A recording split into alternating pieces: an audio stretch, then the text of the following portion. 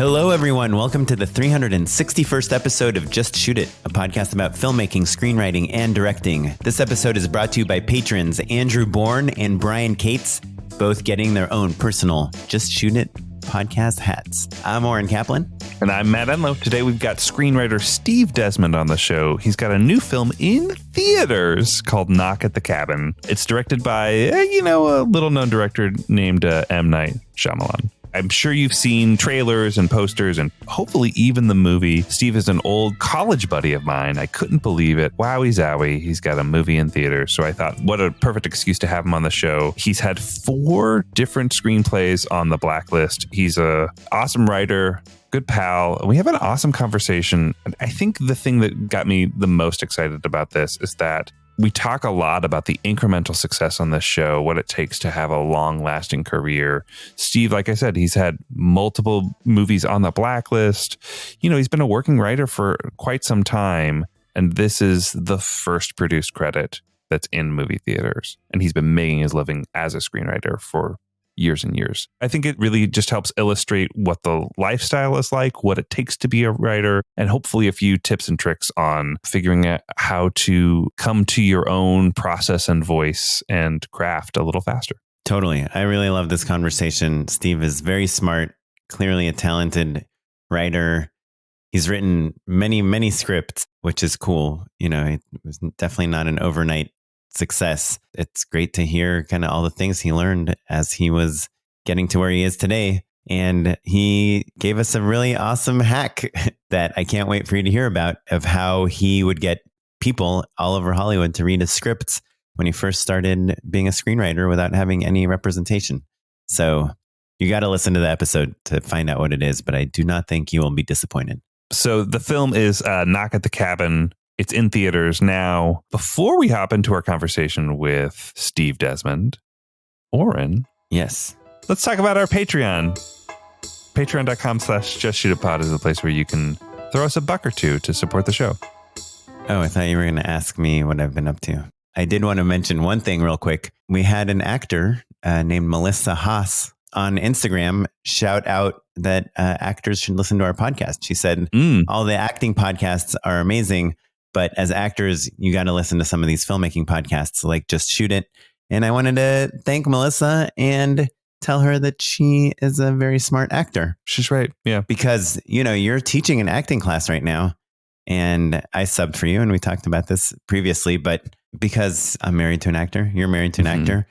We know that it's not always about the most emotional performance. Sometimes we know that, hey, if you give a slate that looks like you're not into it, we might not even really watch the rest of your audition. And it's knowing those things as an actor, knowing that it's not just about how invested you are in the performance, but the entire package is super helpful. So everyone, listen to Melissa Haas, Haas.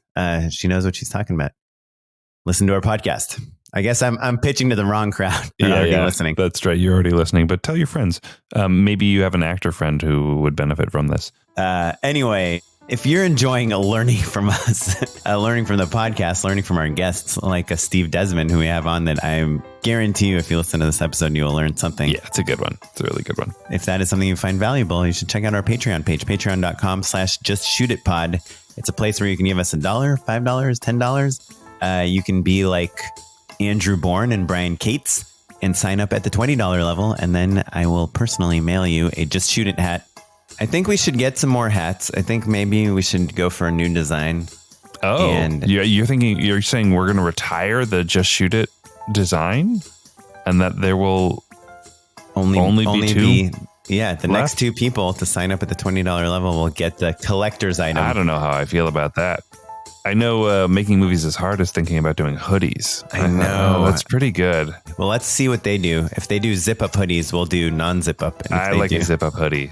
Don't you feel like that metal zipper sometimes that gets stuck on your hair, so your baby gets stuck in it? Well, I don't want to if I'm too hot and I have to take the pullover hoodie off, I'm just showing my hairy belly to everybody inevitably, and that's terrible. So with that mental image, Matt's body parts. You should listen to the last episode of Just Tune It, the second part of our Working with Celebrities episode, because there's a really good story about Matt's butt in it. I forgot about that. I know. I was like, did Matt want me to cut this out? I don't remember. But I left it in. No, I said it on the show. It's okay. Anyhow, patreon.com/JustTuneItPod. Check it out. Most of the time, Noah edits the episodes, and that's what is keeping us going. So yeah, that's where the Patreon money goes to. And thank you for keeping the show alive. Okay, on that note, here's the episode. Hey, Steve Desmond, welcome. Thank you so much for having me. I have wanted you on the show for a long time. Yeah, I've been vetoing you maybe for 6-7 years. Just like, sorry, who? Hard no. Another Desmond? We keep a list. We're reaching out to people and stuff. And literally the way that this episode happened is I was on my way somewhere. I was stopped on Highland and Franklin. And I look up at one of the big, giant billboards. It's basically the size of a building.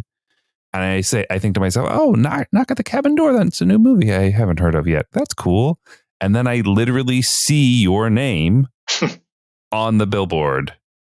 And I couldn't believe it, man. That's so exciting. Steve and I have known each other since college. Yeah. So that's 60 plus years. USC, yeah. Fight on, buddy. Fight on. So exciting to have you on the show, man. Congrats. You've had many scripts do very, very well. Four scripts on the blacklist. Is that right? 4 scripts, yeah. Including this one. Yeah. Hell yeah. So Steve, congratulations. Welcome to the show. Yes. And congratulations on dethroning Avatar 2. Avatar 2 was out for 8 weeks before we quote unquote dethroned it. But, you know, take whatever victory over James Cameron you could get. Before we dig into everything, Steve, just give us the log line. Explain for people who aren't familiar about what Knock at the Cabin Door is. Sure. So Knock at the Cabin is based on a novel called The Cabin at the End of the World by Paul Tremblay. And it's about this vacationing family who have 4 strangers show up at their cabin who claim they're there to stop the apocalypse. But to stop the apocalypse, the family has to choose to sacrifice one of their own, to kill one of their own family members. And at first you just think these strangers are crazy. They're just zealots. But as the day goes on, world events start to happen that make you start to think they might actually be telling the truth, and you're not quite sure which way it's going to go, if they're just these crazy people or if they're actually harbingers who are trying to stop the apocalypse. And that's all I'll say for there. Yeah. I watched your short film Monsters that you wrote and directed. Oh, cool. Yeah. I loved it. And it has kind of echoes of this idea. There's a lot of twists, very M. Night Shyamalan of you. Was that part of kind of how you got into this movie as well? You know, it's funny. It's almost like we're the most ignorant of our own work sometimes. I didn't even see the correlation between those two until a friend of mine pointed it out like 2 months ago. And I was like, oh, yeah, I guess there is some similarity. One, thank you for bringing up Monsters. It was a blast to make that. One honestly had nothing to do with the other in this case. What got us this job was, I say we, I have a writing partner, Michael Sherman. We had a spec script called On Your Doorstep. That was our first ever script sale and was kind of our sample at the time. And when the novel Cabin at the End of the World was, coming out, our script On Your Doorstep just served as a good tonal sample for adapting it. I guess we had made Monsters at that point, but that wasn't something that was used as like a sample piece. It would make, I kind of wish it was, but they were kind of 2 separate pieces. Well, it worked out either way. Worked out. Yeah. So Steve, walk us back a little bit. So this first spec sale, right?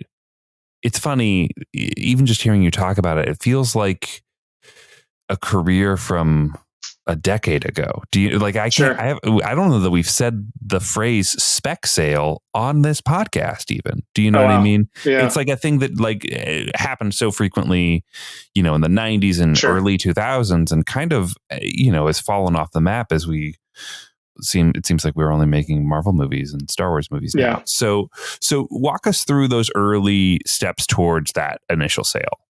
Okay. Yeah. And also that sale was frankly small enough that it wasn't a quit your day job type of sale. It was actually it made a big difference. It actually allowed me to help finance Monsters, the short film. Yeah. So Honey, it's like instead of Hawaii, we're going exactly. to make a short film. I was single at the time. It was an easier decision. So that, Michael and I just ever since film school, we're just writing script after script and finding some incremental success. Like we, several, here's what I'll say. We did not strike gold early. Like there was many years that went by and many scripts. I think the first time we made money on it, I want to say was our 12th screenplay. And I don't know how many years, but it was probably, I don't know, maybe 9 years out of film school. Yeah. And what were you doing to survive while you were writing? All different jobs. So I was an assistant initially. I was an assistant to like a producer, to a television director, to a reality TV producer. Wasn't the greatest assistant. I kind of just did just enough to get by. And then I worked as an editor, an assistant editor in reality TV, like working a lot of like night shift jobs. Met some cool people, worked on some interesting stuff, some terrible stuff. And then I worked as a commercial treatment writer, just for different commercial production companies around town and for different directors and producers, and some combination of all of those at times. And we found some incremental success in screenwriting. Like we got representation and gradually got better representation. And it was just that 12th script that finally broke through in a way that we made some money off of it. But even then, it was still a struggle for a couple more years. We had another script make the blacklist.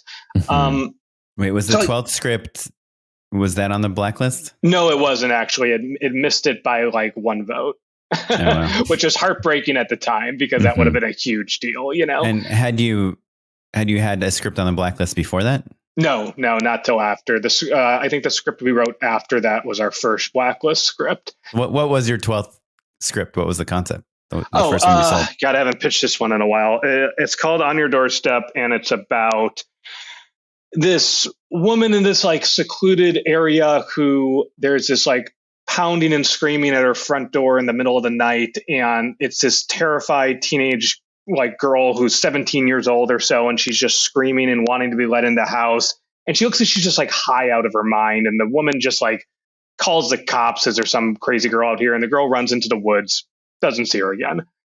A few days later, the woman finds a picture of the girl on a missing person website where she was abducted over 5 years ago from a town over 100 miles away, and no one's seen her since. And she just saw this girl on her doorstep. Because she lives in this secluded little area where there's only a few houses, she starts to think the girl's coming from one of her neighbor's houses and starts like a rear window investigation into her little neighborhood to find out which one could have been holding this missing girl. And it has kind of like a should have been on the blacklist. It's pretty good, dude. Thank you. Thank you, guys. Thank you. It's dark and creepy. We write happier stuff too, by the way, but just not that one or Cabin, I guess. But so that's like so high concept, and like, you can pitch that, and I could see M. Night, directing that, or I can see a small like $100,000 version of it. Yeah, sure. And to me, right, that's like high concept where like the concept can be the star of this, right? It's not like a Will Ferrell vehicle. It's we tried to get Will for it, and he never called us back. Yeah.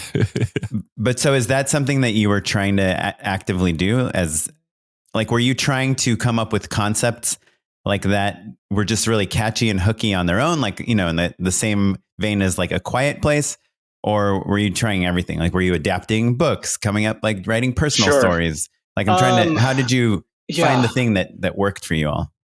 We've always been pretty concept driven and trying to find some personal component in it. Our earlier stuff, I don't think had any personal components. They were just concept driven and probably to their detriment. But in the last few years, usually with Michael and I, we lead with the concept first and then try to find the personal connection as we dive into it. In terms of adapting books, it's hard to adapt books when you're first starting out because you've got to somehow convince an author to let you do it. So unless you know the author personally, Not impossible, but hard. Right. Or you get all the worst books. I do happen to know. I happen to know a writer who he dug up kind of this book from like the 70s. It had won some sci-fi awards. He got the rights to that, and that ended up on the blacklist as well.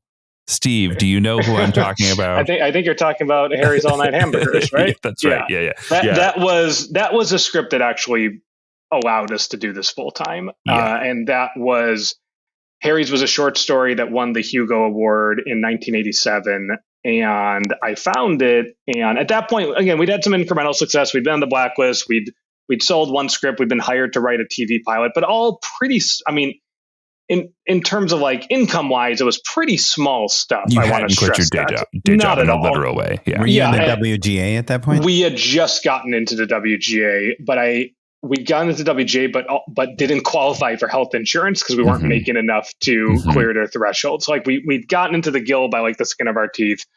So had screeners, but no health insurance. And Harry's was a short story I found that just hit us like a lightning bolt. And it's really just this wonderfully crafted short story, but it's really just a jumping off point for a feature. And yeah, we just fanboy emailed the author, got the rights, adapted on spec. And that was like the dream. When you say got the rights, did you pay for them or did you just ask them if you could? So we used the shopping agreement. So we had a period of time to write the script and then try to shop it and sell it. It wasn't we could go into like the differences of like a shopping agreement and an option, but like basically what a shopping agreement is like you and the author or the rights holder, you kind of link arms legally. Like you agree that if there's an interested party, you both make separate deals. There's a rights deal for the author. There's a script deal for us. And neither of you could move forward without the other for that period of time. Whereas an option, you like pre-negotiate all the different prices, like purchase prices. And like as a writer, as a director, I find shopping agreements just be easier to do. But Harry's so there's usually no money exchanged for a shopping agreement. Could be there could be some money. It really just depends on the situation, but it's not it shouldn't be money that like breaks your bank because it's really the investment. It's dating versus marriage, basically. There it is. That's a great way of putting it. Yeah. But Harry's was that dream spec scenario where it went out on a Tuesday and by Friday, 3 studios were bidding on it and it sold by Friday night. But again, that was our 17th screenplay. I know this because someone asked me after that. I actually counted them up, and so it was just a lot of attrition, a lot of rejection, and you pull out the box. Box. Exactly. In the old days, it would have been a box. Exactly. Was there ever, when you sell your 17th screenplay, is there interest in like screenplay number 6 or? Oh, 12? Sure. No, there was. We've optioned a couple since there were previous scripts. That's great. That's really nice to know, though, right? Like, you pull out the shoebox and dust them all off. Yeah, and by the way, it's not like scripts 1 through 3, like those are terrible. Sure, but like some of the more recent ones that were like Close but No Cigar have gotten a new life. And this is scripts that you co-wrote, 17 scripts that you've written with Michael Sherman. Yep. Have you written any on your own, or were you writing? I've written some short films on my own over the years, but like no, we co-wrote a 480 thesis film at USC together that I directed, and just really bonded over that experience, like in this classic film school story that I'm sure you guys experienced. Something like it. are like the thesis projects, basically. Like it's the big undergrad project. And you felt like you were finishing each other's sandwiches? Yeah, exactly. It was the first day of production, and we were shooting at what we were making look like a hospital. And as we were leaving, I had all the shots planned for the next day. As we're leaving and the door is locking behind us, one of the producers was like, "Oh, by the way, we didn't get a permit for the second floor tomorrow." And everything was designed for that. So I had to redesign everything that, you've been going 14 hours on a student film. You've got to be up in the morning. And I had to redesign all the shots and redesign everything, for a new location without being able to access the location. Where Michael, who wasn't even in the class, just stayed up for hours with me and was like, help me, got me through it, and it's just like someone who will like be with you in the war when things are going wrong. It was just an incredible display of like camaraderie and work ethic and kind of bonded us together. Like, okay, this guy will always be there. That's awesome. And do you feel like your sense of taste needs to be the same also? It's like a Venn diagram, right? There are certain stories that I like more than him and certain stories that he likes more than me. So the benefits of a writing partnership is two brains are better than one, right? You have two different sets of imaginations that when combined should create something better than either of you can individually. The drawback is there are just some stories that like I am more into and he's more into that we're just not going to agree to pursue together. Mm-hmm. And, and this happens not infrequently, but there's enough stuff in the middle that we both really love and we know we could nail together. And also just when you're in sync working with someone, the writing goes so much faster, like so much faster, especially once you've done a few together. And do you have different strengths? Like is one better with dialogue, one better with descriptions, structure? I don't know if either of us are better or worse at like specific screenwriting things, but what either of us would describe is Michael's very logic oriented. Like things have to make sense. Things have to plausibly, connect the dots from one to another. Nothing that will ever pull you out of the movie, like really maintaining that consistency throughout, where I'm very much emotion based. And it's always like, what is the audience feeling? Like what is happening right now? And that's not to say like I'm 100% emotion. He's 100% logic. But when in doubt, we're going to lean in those directions. Sure. And I think that we're very different people in a good way and very different personalities. And I think that helps. I want to dig in on when you disagree a little bit, right? Is it as simple as like, I found this great short story. Oh, I'm not feeling it. Let's move on. Talk to us about, I guess maybe the way over 17 screenplays you've come to deal with disagreements, right? Because a writing partnership is not unlike a marriage, right? Especially at this point. But I think kind of from the beginning, if you two were to split off and do different things, if you were like, hey, I'm going to do my own thing for a minute, there are people who would be like, well, we don't know who wrote what or whatever, your identity kind of fractures a little bit. Right? Yeah. You're committed to each other, right? That's a high pressure sort of situation, especially now that you've spent, years and years and years together. What do you do when you don't agree, on a scene level or on a project level? Sure. Well, on a project level, one thing I'll say is that we're much better at it now than we were straight out of film school. When you're in your early mid-20s, you're probably not the best communicator in a lot of senses. And I think most of our, harsher disagreements happen early on. But I would say on a project level, it's very hard to twist someone's arm into writing something for free. So if it's a paid assignment, I think either of us could bend a lot more because then it just becomes a job. And hopefully it's a cool job. But if it's a spec script, there have been times in our early scripts that like maybe I really talked him into one or maybe he talked me into one. None of those turned out all that great, I'll say.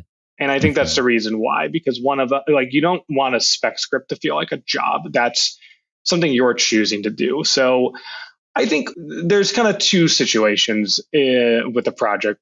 You could try to maybe someone's just not seen it and you're just trying to keep digging in and pitching it, or someone's just bumping on certain things you have to work through. And then there's someone who's there's situations where you're just not feeling it on a conceptual level. And those, unfortunately, you kind of just eventually let go. And there aren't really any that I miss. I probably wouldn't even remember most of those.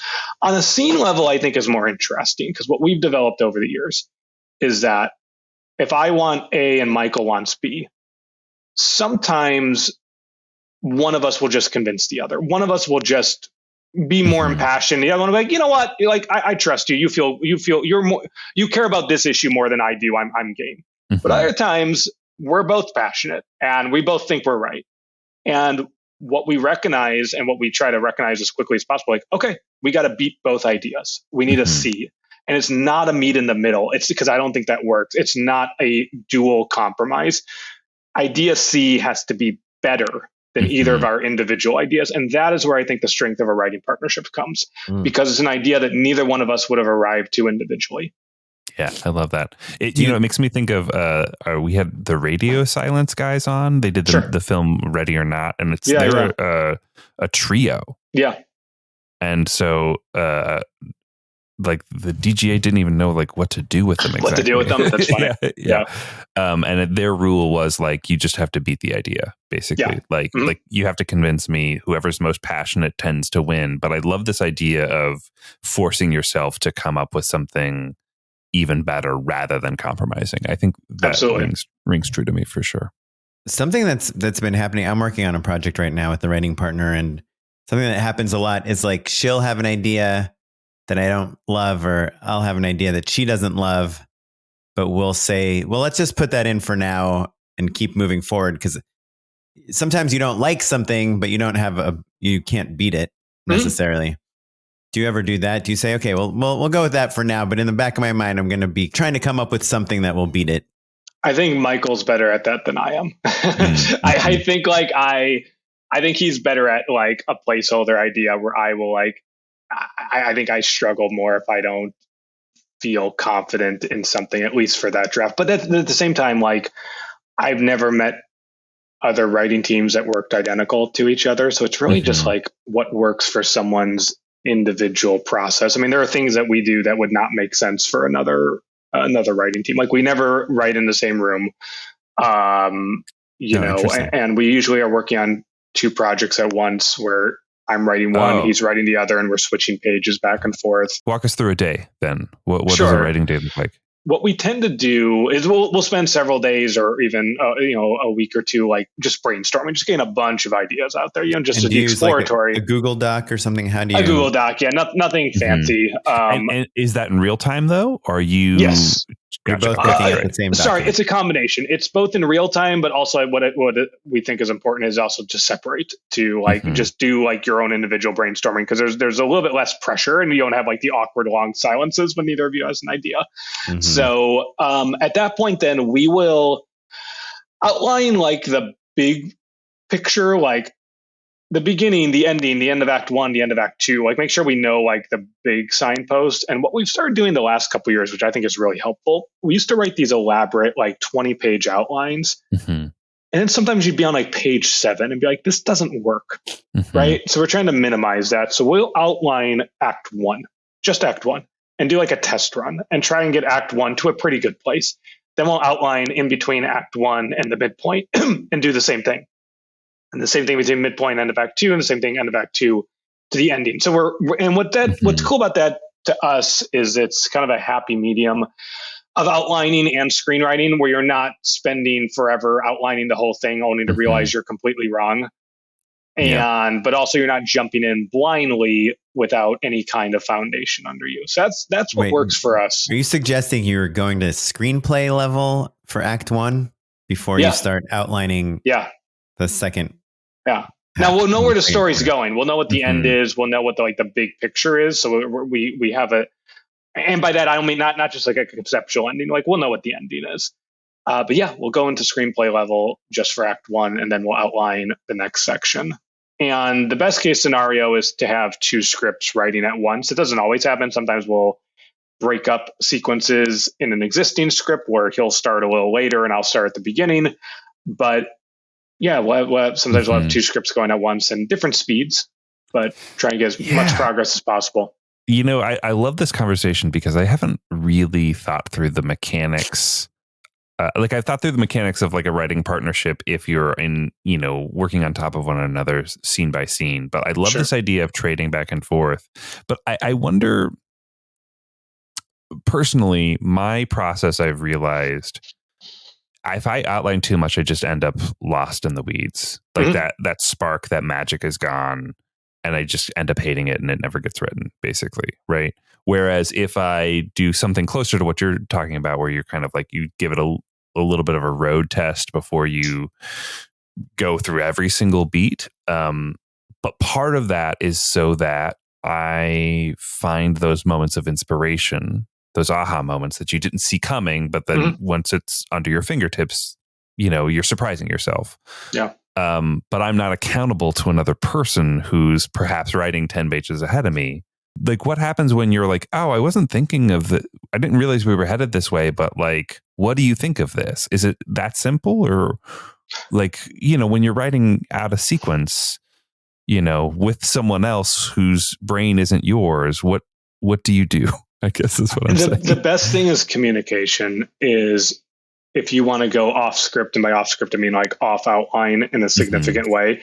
This happens not infrequently. It's usually, for us, it's like call the other person. Like, hey, I've got rather than spending like a day or two on this scene and the other person going like, WTF, what is this? Call and be like, hey, I know we were talking about it this way, but I had this idea. What if we did it like this? You walk them through it and you bounce it back and forth. And then the hope is that when you send something to the other person, there aren't any big surprises in a bad way. Like there's always little surprises within the scene. Like, oh, I didn't think we would hit that moment, or oh, that's a cool, like I didn't see that line coming, or the way you did that visual or something, but like not crazy surprises where you just, really went off road. So it's really just, and that's something we've learned over the years. Like if I'm writing scenes, I'll probably be calling him a couple times a day to just run through things. And also when things aren't working, right? Because you've got this plan and they're like, hey, this isn't working. I don't have an idea for how to fix it. Let's talk through it. I wanted to revisit a couple things you mentioned because I want to steal your brain.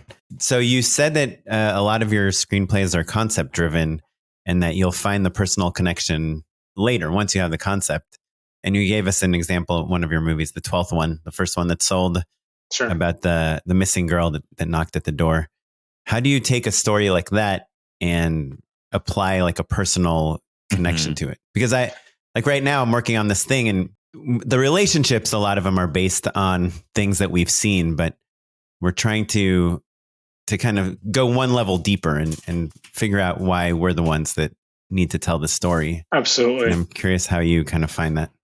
I'd say that one was, a lot of times it's a thematic connection. It's not a plot connection, right? Because I don't know if any of our stories I could identify with in a plot sense, right? They're just too... Sure, you're not an alien. Or, right, yeah. Now, last time I checked. Yeah. So in that one, there was... This goes back a number of years, but there were feelings of like guilt and confession and like big themes like that I was able to just find a personal connection to. So it's not like a one-to-one. It's more finding that. It's finding something like in the theme and the emotion that you relate to. And sometimes it's unexpected. You were kind of implying that the scripts got better once you started doing this. Absolutely, right? Because the earlier ones just kind of felt hollow. Because like a concept driven story, like we've seen these movies, right? Like they're almost like candy, right? Like so but there's not a lot of oomph to them. And I think an audience could tell. And also, it's finding a substitution. Sometimes you might be telling a story about ghosts or aliens, but maybe to you, it's actually a story about mental illness. Sure. Now, the audience does not need to take that away from the movie. They don't have to know that, but it could be a metaphor for something deeply, or it's about trauma, or it's about, a death of a loved one, but you're burying it within a genre concept.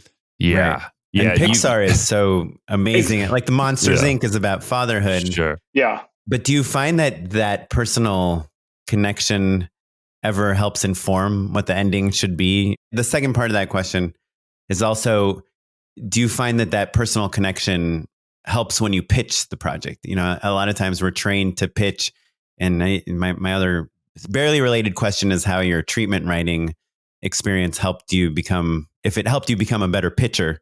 But, in commercials, it's like, oh, this is about ketchup. As a kid, I used to grow up eating ketchup all the time. Like finding that personal connection right off the bat is just something that I think we're trained to do when we are trying to sell. Though it is more literal. Ourselves. It is like, oh man, I grew up on Heinz. Guys, I'm so excited on this one. Like I remember writing these sentences. Yeah, exactly. Okay, so just to take those one at a time, personal connection, does it help with the ending? It could. Some of this stuff is subconscious too, to be honest, where it's a lot of times there was one script I wrote that I didn't realize what the personal connection was till we finished it. It just wasn't. It was actually very intense for me, but it's more for us. What informs the ending is honestly more theme, and having like a theme that you believe in and trying to, and that's something we've learned more over the years, to try and, the earlier in the process we could coalesce around a theme for a script, the fewer drafts we'll have to do. Oh, interesting. When we're really searching for theme, and by the way, it's never one draft with us, but because sometimes we'll have a theme that's just not good enough after the first draft, but at least taking a real stab of like, what is this film really about? Do you know that before you finish the first draft, or is that something that Yes, but it's not, but it changes usually. Mm-hmm. Usually what the theme is for the first draft doesn't survive to the second draft. And we kind of just know, like, well, it doesn't mean we're not going to try. It will be easier when it is. But in our experiences, it's usually like the theme gets hopefully a little bit just more refined in draft to draft.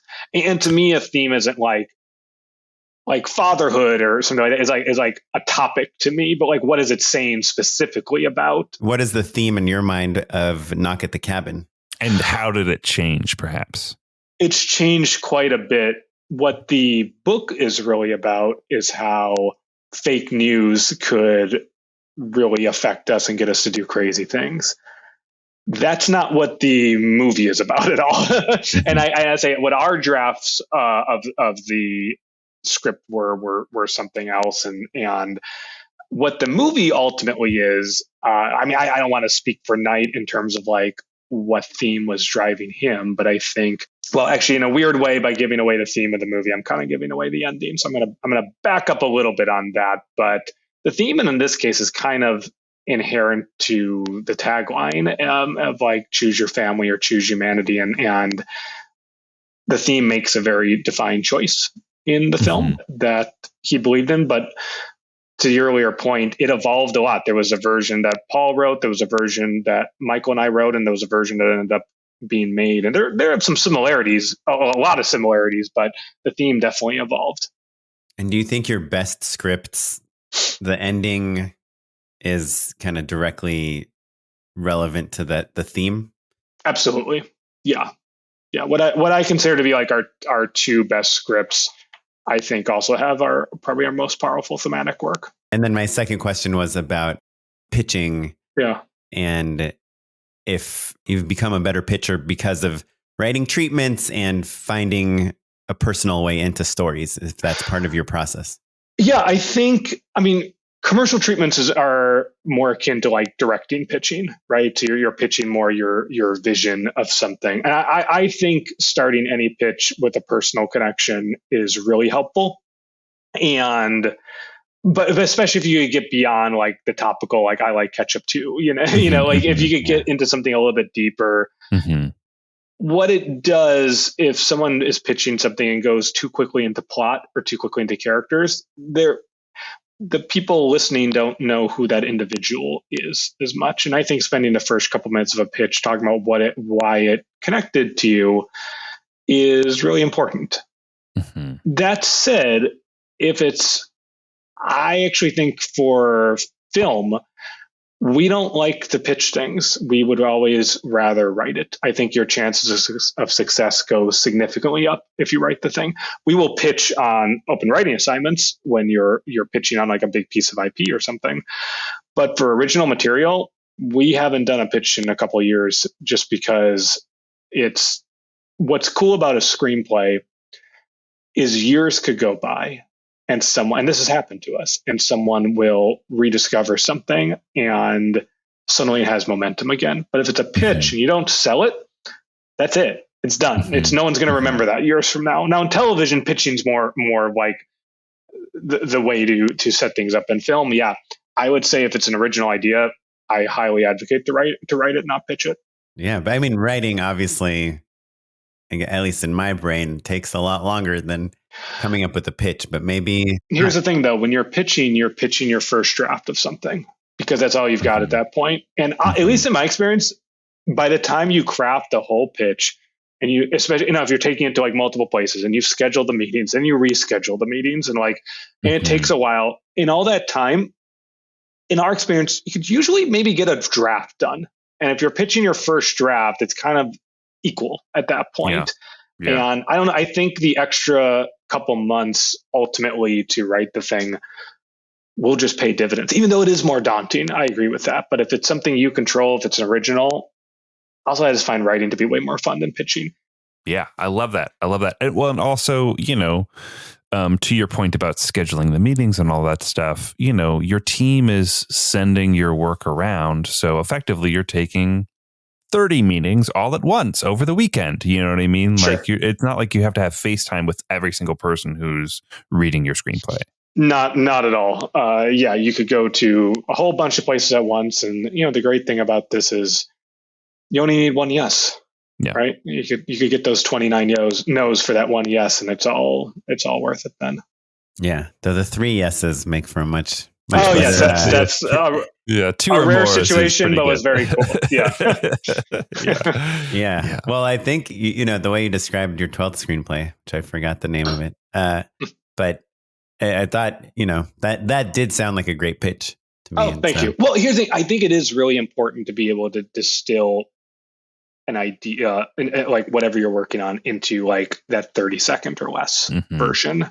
Like the elevator pitch, you think is? I think that's crucial. I think that's what you bring up in meetings. I think that's when you're having a coffee or a drink with someone and say what you're working on. Being able, and where this was trained in me, when I first finished college, I was better at cold calling people and convincing them to read our screenplay than I was at actually writing a screenplay.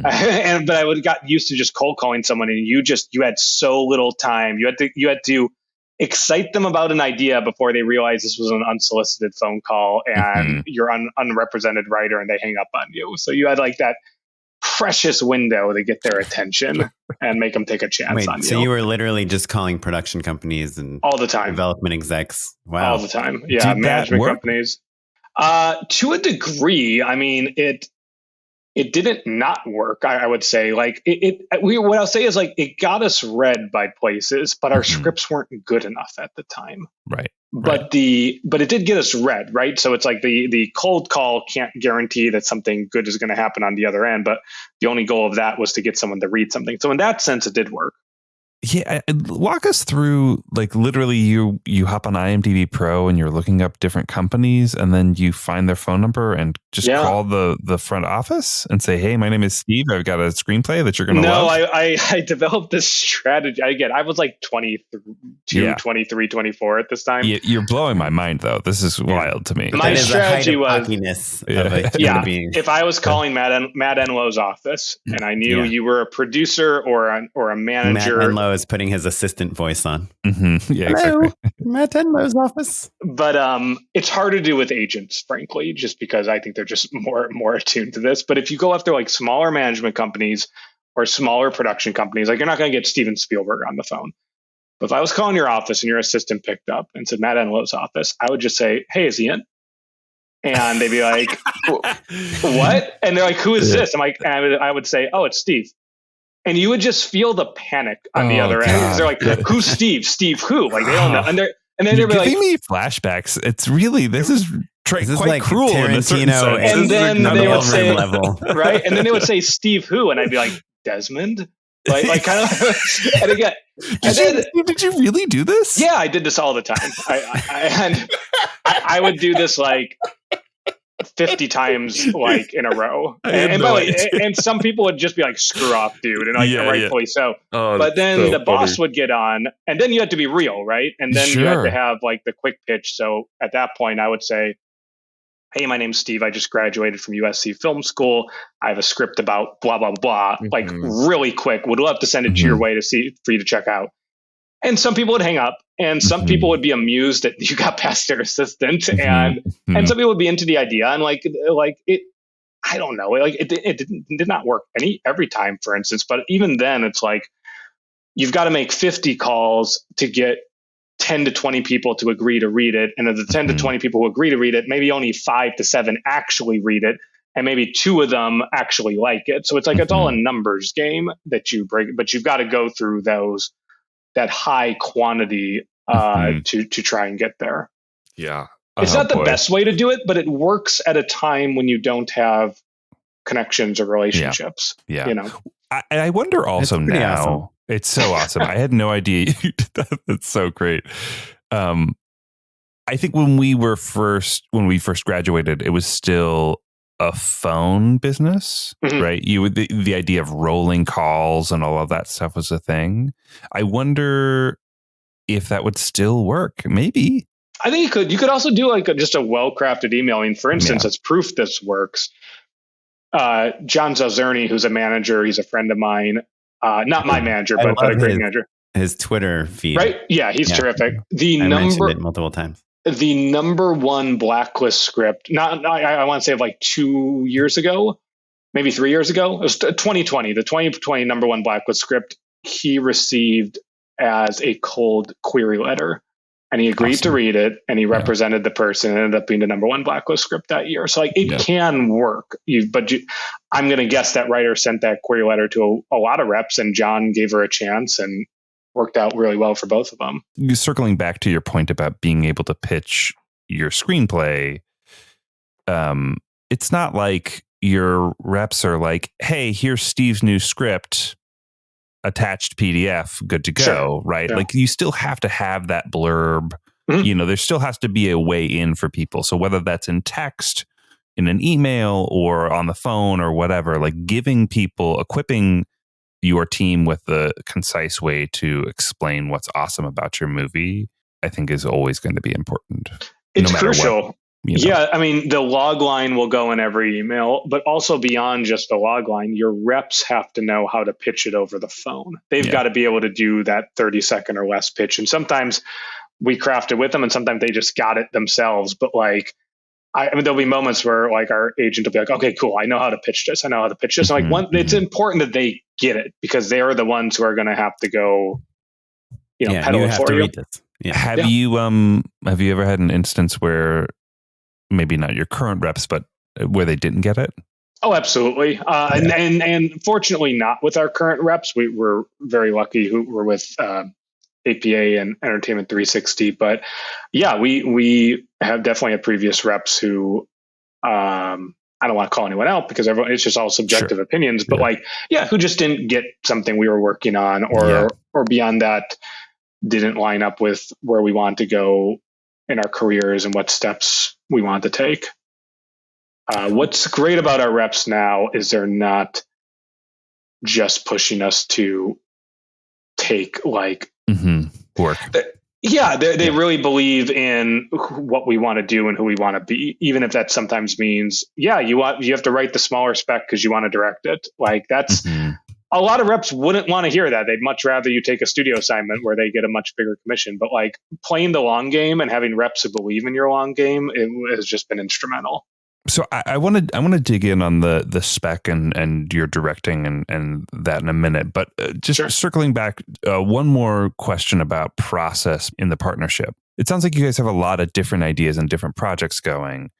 Is it just that you're brainstorming in between assignments and things? How do you regulate the process of the new idea versus the current work? Do you know what I mean? Yeah, it's a tough balance in a good way. But like we've done a few assignments in a row, and literally just today we're like, oh, we finally have a period of time where we could just develop original material again. And when you're working on deadlines, it's harder to do that, not because you don't have the time to discuss it, but also like your brain kind of gets full. I feel there's always room for like kernel ideas, but for me at least, it's hard to like be fully developing too many things at the same time. I kind of hit a max. So I think it's just finding the time, and also just calling, like on occasion when those lightning bolt ideas do land, or you find a book or a short story that you really love, just calling the other person and seeing how it lands. Like we're each other's first audience.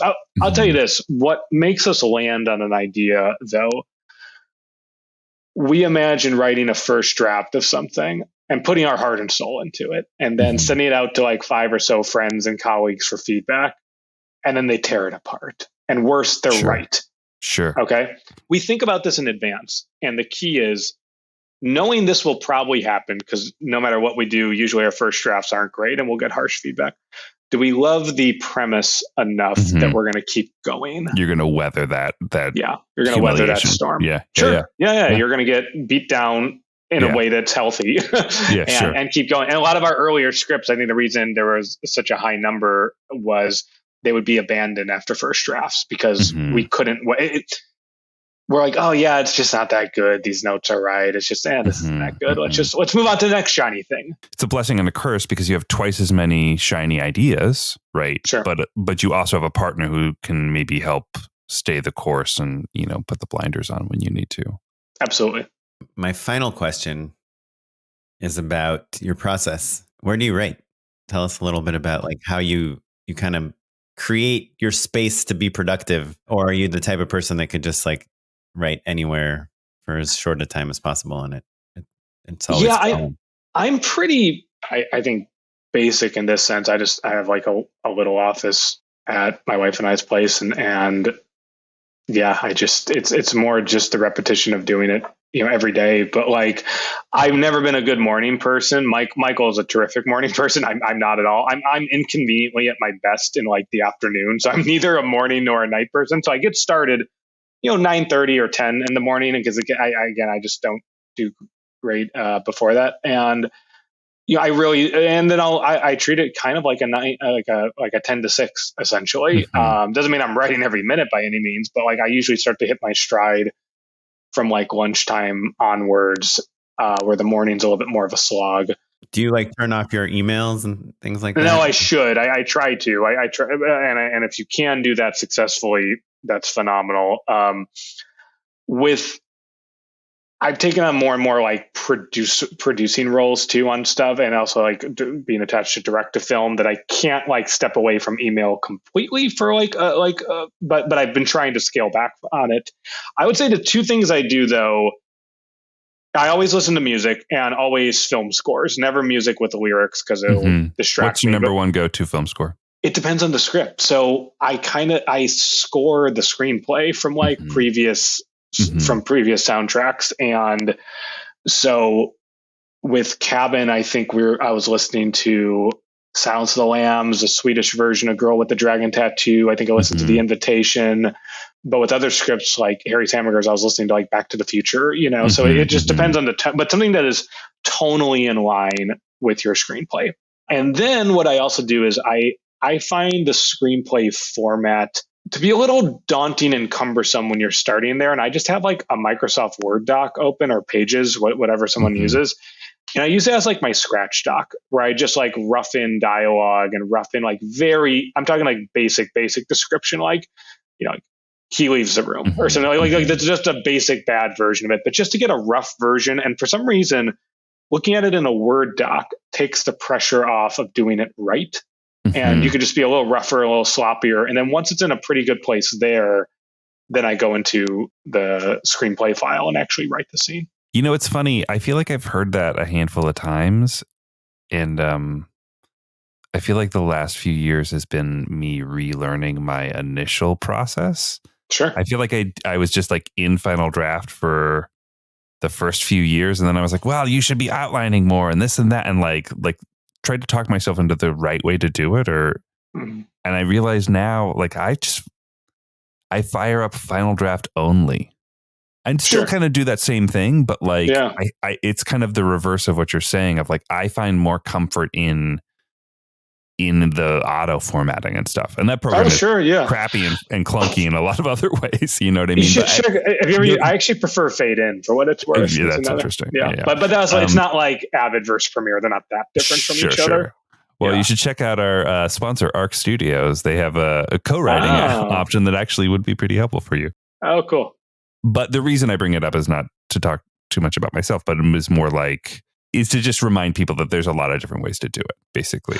And also your process evolves, right? Like the way I write now is not the way I wrote a couple of years ago. And I think that's important to constantly evaluate your process and what's working for you and what's not. I think that's how we get better. We kind of challenge, like, I used to like kick myself for not starting writing at like 8 or 9 in the morning. Eventually I just accepted I'm just not good at that. Sure. You're a 1 p.m. guy. I love it. But the other thing I would say is I acknowledge that on any new project, the first day is going to be crappy and unproductive. I'll be lucky to write 1 page on day 1. But knowing that takes the pressure off. And it's just like, and I just refer to it internally as like, oh, it's my shitty day 1. That's just what it is. And then day 2 is fine at that point, but it makes the blank page a little less daunting. What is a regular solid day? Not a stellar day, but like just like I did my job today. Page count wise, look like for you? Like 5-ish. I'd say 5 to 6. Yeah. I think though I have this belief that has no data to back it up.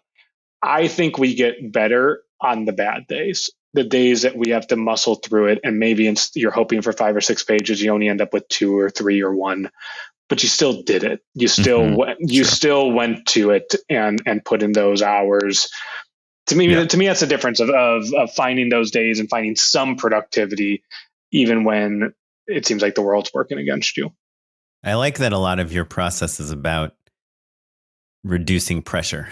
It's supposed to be fun, right? I mean, it really should be, though, because especially on a spec, it's like we're choosing to do something for free and we're not doing other things with our time. Like there's got to be, the joy factor is really important for me. Before we hop into unpaid endorsements, Steve, I don't want to keep you too much longer, but I do want to talk a little bit about your directing, right? Because you've been a working screenwriter for a long time, but since before all of that, you know, you were one of those people who grew up wanting to be a director, right? Like in your bio, you said you dressed up like a director for Halloween in 2nd grade, right? For career fair. Career fair, pardon me. So talk to us about, now you've got some heat, right? You're known as a screenwriter. Things are going well, but you are also attached as a director on some things. Talk to us about the push and pull of how that works in your life. Well, I was, and I can laugh about this now, I was so naive when I finished film school that I kid you not, like I was mostly directing in college. Like the only writing I did was for the short films that I was directing. And I graduated from film school. My dad, who comes from like the corporate accounting world, he's like, you need like a day job. You need like a plan B. You need a way to make your rent before you could become a director. And I said to him like, okay, I thought about it for a minute. I'm like, I'll be a screenwriter. Sure. Like if that doesn't work out, I'll play for the NFL. Yeah, exactly. But just naively at 22, having no idea how hard that was. Like, and Michael and I wrote our first script in 4 days. And then I reread it on the 5th day. I'm like, this sucks. Like, and I just realized like how tall the mountain was. So kind of just became obsessed with becoming a better writer. And I feel like in a weird way, I'm finally the last couple of years been doing the day job I always sought after. In terms of directing, so I'm attached to direct the script that we're hoping to shoot in the fall. I mean, as you guys know, nothing is real until it's real, but it has financing. It's got actually the Quiet Place producer is attached to it. Congrats, Brad Fuller. Thank you. But that came, Monsters was like the directing sample, but it's not like a feature of that. It's a completely different script. For me, it was writing. In this case, it was based on a book that Michael and I fell in love with, and similar to Harry's, got the rights adapted on, or got a shopping agreement adapted on spec and then set it up. But it was just what I struggled with for many years was coming up with concept-driven stories that didn't cost $50 to $100 million, right? Sure. You could sell those. You could get hired to write those, but it's very hard to direct those starting out. So it took a long time for me to start to kind of train my brain to come up with concept ideas that had more modest budgets, that felt more producible. And this book really delivered that. And so, it's something that I'm extremely passionate about. But in terms of what we write on spec now, it's really stuff that feels makeable. It's something that I could direct and Michael wants to produce. So something that he could produce. And, in a budget sense, in that ideal, like $5-ish million budget, give or take, but trying to keep that in mind, trying to not write anything that's cost prohibitive. Whereas the assignment jobs will take could be huge IP projects that had their big studio, then it doesn't matter. That's someone else's adventure. On the Chutes and Ladders movie, there's lots of chutes and lots of ladders. I'm pretty sure we've been sent chutes and ladders. Can you tell us the premise for the movie you're attached to direct? Yeah, so it's called The Saturday Night Ghost Club, and it's based on a book of the same name. And it takes place in the 90s, and it's about this 12-year-old kid and his uncle is like this eccentric, super charismatic believer in everything. He believes in UFOs and ghosts and Bigfoot and the Loch Ness Monster and everything, but in a very charming way. And the kid idolizes his uncle because of this. And two new kids move to town, and the four of them, with the uncle as like the leader, form their own ghost hunting club where they're going to spend a night going to all the different paranormal sites in their town to try and prove once and for all whether ghosts are real or not. But as they go to these different paranormal sites, or supposedly paranormal sites, the kid starts to realize that there's a connective tissue between all the sites that ties to his uncle's past that has to do with ghosts in real life, like ghosts of our traumas, like ghosts of like things that we've gone through. And it's a big coming of age element as this kid grows from believing in all the fantastical stuff we do as kids to realizing how the world really works and why his uncle is the way he is. So we like to describe it as like Stand By Me on the backdrop of a ghost story. That's awesome. Yeah, and you wrote it as well. Wrote the screenplay. Yeah, Craig Davidson wrote the novel. Well, Steve, come back when the movie's out. We're Here's very hoping. excited, man. Yeah. Knock on wood. Do you have a few more minutes to hang out and endorse with us? Of course. Unpaid endorsements. So my unpaid endorsement, since we're talking so much about writing, I remember seeing Shane Black on a panel. For some reason, Shane Black talks about his writing day. Just, you write for a minute, then you go take the cigarette break. You write for a little bit longer. You go walk the dog, and you're kind of thinking about it the whole time. And talking about process, I used to be a person who would just try to, bang it out, and your fingers are bleeding. You're just trying to get muscle through it.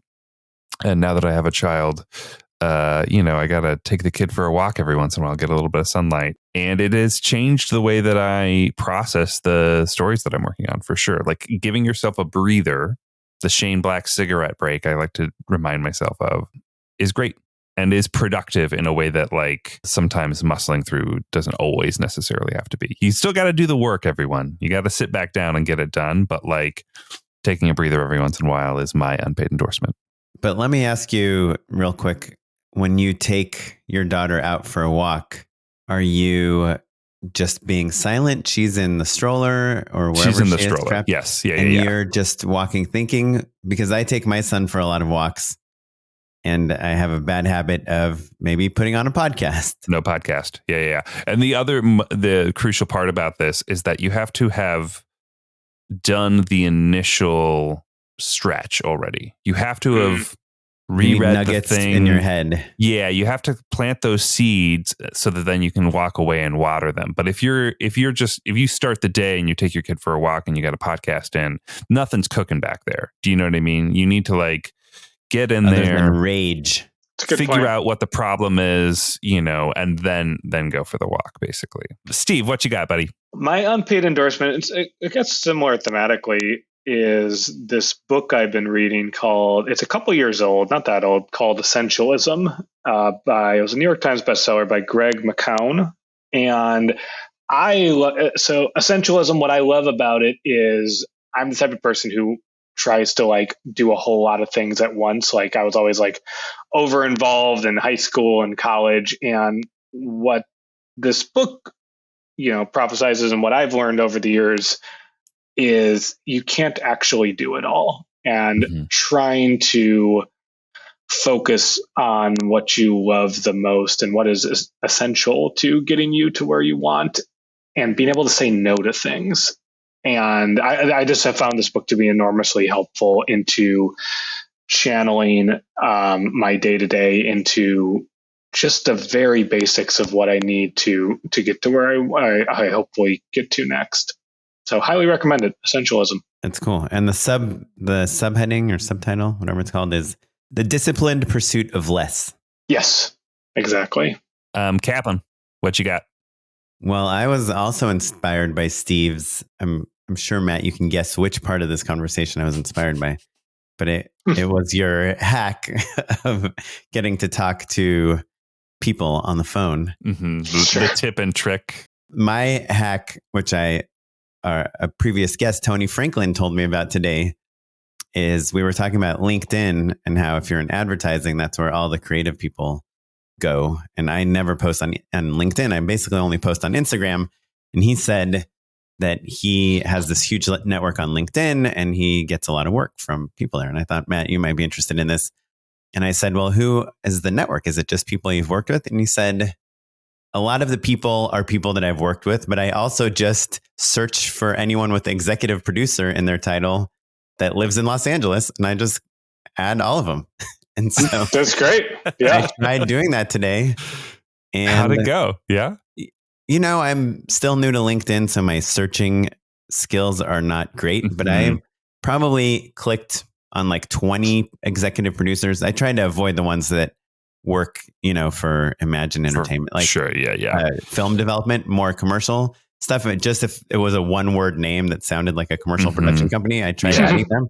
And I think there's maybe 5 or 6 new executive producers that are now in my LinkedIn network. There you go. Yeah. And when I post on LinkedIn, my new work, I assume maybe they'll see it. Yeah, I can tell you that I think the first 2 weeks of a fresh LinkedIn relationship is when the algorithm privileges your content. So I should have thought of that before I started randomly adding all the biggest executive producers in there Los are plenty of other exec producers out there. Yeah, that's true. And also, I don't think people are posting on LinkedIn in the same quantity as they are any other social network. So I think there's more opportunity.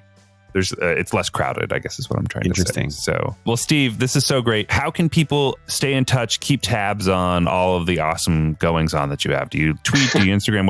Where's the world? How can we stay in tune with Steve Desmond? So I'm one of those weirdos who doesn't use social media. I mean, I do have a Facebook page, but I'm not, with the exception of the last couple weeks for Cabin, I'm not super active on it. So really just Michael and I's website, which is dreamingants.com. Great. Dreaming ants. Yeah. Like the bug, not like your bugs, not the relative. Yeah. Yes. Like the bug that's dreaming. Awesome. If you have any questions that you want us to send Steve's way or just ask us, you can hit us up across all social media at Just Shoot It Pod or email us for longer questions at justshootitpod@gmail.com. Leave us an iTunes review. That would be awesome. That's always very helpful. Or just share the show. It's been a minute since someone's been like, hey, I loved this episode. Why don't you do that? That's what I'm asking for this time around. Forget about iTunes reviews. I'm sure you heard something awesome. Maybe even drop a quote. Quote Steve and then tweet that. That would be awesome. Tag the show. That would be great. I think we'll retweet you. Plenty of nuggets in there. But like I said, we're across all social media at Just Shoot It Pod, and I'm at Mr. Matt Enlow. And I'm on Twitter at Smitey Pyleg. I'm on Instagram at OKaplan. And you can just, I think, look up Oren Kaplan Director on LinkedIn and maybe you'll find me. Who knows? This episode was edited by Noah Bayshore. Our producer is Tyler Small. And the music you're listening to is from the Free Music Archive and the artist Jazar. And we will catch you next week. Thanks, everyone. Bye. Bye.